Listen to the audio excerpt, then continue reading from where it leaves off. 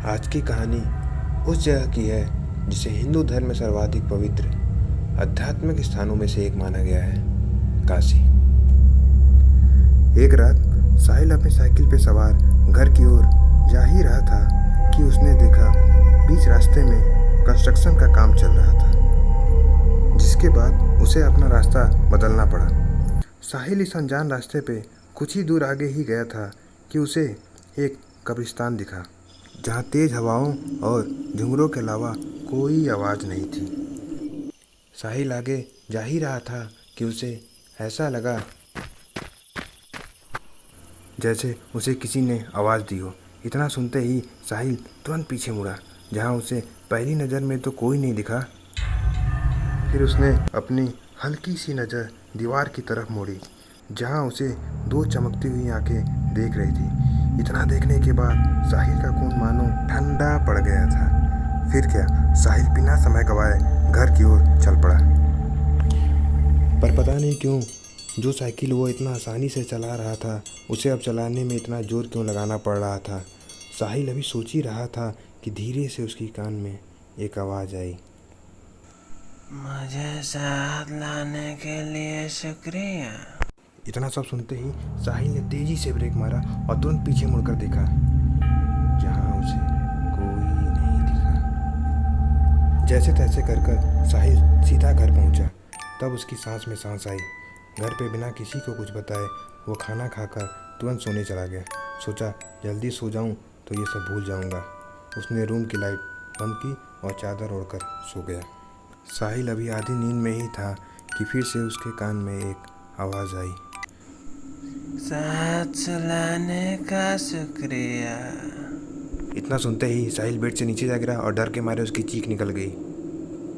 साहिल का आवाज़ सुनते ही साहिल के पिता दौड़कर साहिल के रूम में गए और उन्होंने देखा साहिल कोने में बैठा हुआ था। साहिल को ऐसे देख साहिल के पिता ने पूछा, क्या हुआ साहिल, क्या हुआ? पर साहिल की डर के मारे कोई आवाज़ नहीं निकल रही थी। साहिल के पिता उसे समझाकर फिर से सोने को राजी किया और फिर वहाँ से चले गए और अंदर ही अंदर वो साहिल के बारे में ही सोच रहे थे। करीब आधे घंटे ही बीते होंगे। सोचा एक बार और जाके देख आता हूँ। फिर धीरे से साहिल के कमरे का दरवाज़ा खोला और देखा साहिल तो बेड पर था ही नहीं। इतना सब देखते ही साहिल के पिता एक नज़र घर के चारों कोने में दौड़ाई। तभी अचानक से उनकी नज़र अलमारी के ऊपर गई, जहाँ साहिल अजीब तरीके से बैठा था और उनको ही घूर रहा था।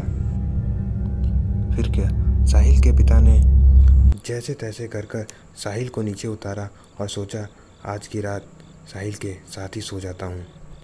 अभी आँख लगी ही थी कि कान में हल्की सी आवाज़ आई, अब मैं इसके साथ ही रहूँगा। इतना सुनते ही झटके से मुड़कर पीछे देखा तो साहिल तो बेड पर चैन की नींद सो रहा था। फिर उसे अपना वहम मानकर सोने चले गए।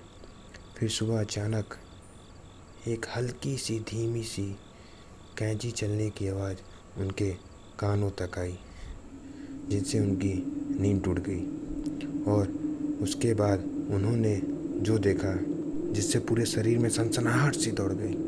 उन्होंने देखा साहिल कैंची से अपने पूरे बाल काट रहा था और एक हल्की सी मुस्कान लिए उन्हें घूर रहा था। इतना सब होने के बाद साहिल के पिता यह समझ गए थे कि हो ना हो साहिल के ऊपर किसी बुरी आत्मा का असर है। जिसके बाद उन्होंने काशी के एक प्रसिद्ध पंडित से पूरी आप बीती बताई और उन्हें अपने घर बुलाया। जिसके बाद पंडित दयाशंकर साहिल के घर गए और उन्होंने साहिल को पहली नज़र में देखते ही यह संकेत दे दिया कि हो ना हो साहिल के अंदर किसी बुरी आत्मा का प्रवेश हो चुका है। इतना सब सुनते ही साहिल के पिता का खून मानो सूख सा गया।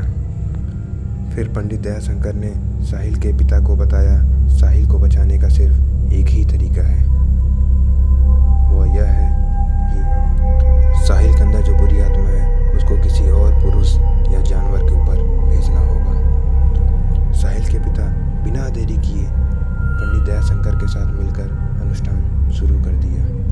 यह अनुष्ठान 3 घंटे तक चला। इस दौरान साहिल अजीब तरह की हरकतें कर रहा था। अब ये मेरा हमसाया है, हमें कोई अलग नहीं कर सकता। अनुष्ठान खत्म होने के बाद पंडित दयाशंकर ने साहिल के पिता को सीधे शब्दों में बोला, यह अनुष्ठान की सामग्री आपको ठीक रात 12 बजे किसी बीच चौराहे पर साहिल के हाथों रखवाना होगा और एक बात का खास ध्यान रखना होगा, सामग्री रखने के बाद आपको पीछे मुड़कर नहीं देखना है। साहिल के पिता ने ठीक वैसा ही किया जैसा पंडित दयाशंकर ने उन्हें करने को कहा था। रात बीतने के बाद साहिल के पिता सुबह उठते ही ठीक साहिल के रूम में गए और उन्होंने देखा साहिल चैन की नींद सो रहा था।